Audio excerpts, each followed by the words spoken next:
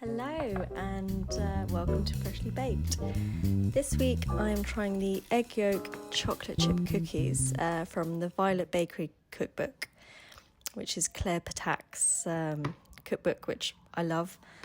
I've only actually baked about 3 things from it, but they've all been really good, so it's a fairly high success rate for me.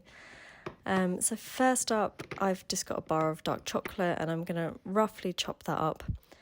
Wasn't the best quality dark chocolate, and I know some people really think you should have the best chocolate within baking and things like that, but it worked out perfectly well for me and I was happy as Larry with it. So giving that a good chop up into nice chunks. And then next up, I'm going to be weighing out the butter, which I think I had about room temperature, so it was quite soft. And then I'll be adding light brown sugar and caster sugar. I only made about 2/3 of the amount because I had 2 egg yolks in the freezer and I wanted to use them up. So the actual recipe, which I will post a link to in the description box below, actually uses 3 egg yolks. But 2/3 is great. I think it actually made about 12 cookies in the end. So, which is the perfect amount for one sitting, I think you'll agree. So I then kind of mixed the butter and sugar together with my stand mixer, not until it was fluffy, just until it's combined. And then I'm dolloping in the still slightly frozen egg yolks. So that was nice. And the dregs of my vanilla extract.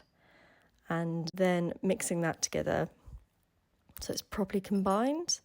And then in a separate bowl, you're meant to weigh out the flour and the salt and the bicarbonate of soda.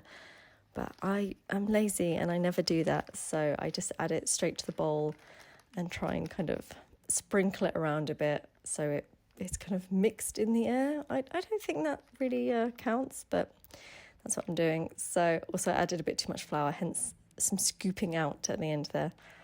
So that was the flour, and then I'm adding the salt and the bicarbonate of soda and also the dark chocolate chunks, which I chopped earlier. Just adding that straight in. It's a really simple recipe. It was super, super quick. And as you can tell, really easy to put together. One of those kind of nice, lazy Sunday afternoon recipes to do. So I used the stand mixer to kind of mix it all together, and then used my cookie scoop to put six dough balls, I don't know if that's the right word to use, onto my lined baking tray, and then that went into the oven for about, the recipe said about 12 minutes. I think mine might have been a tiny bit longer. You can also rest them in the fridge, but I'm very impatient, so I wanted them immediately.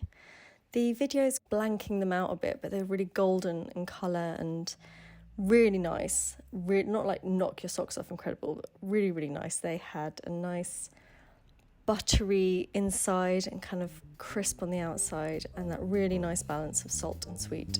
So I would recommend them. They're really easy to do. I hope you enjoyed this week's bake, and hopefully see you next week.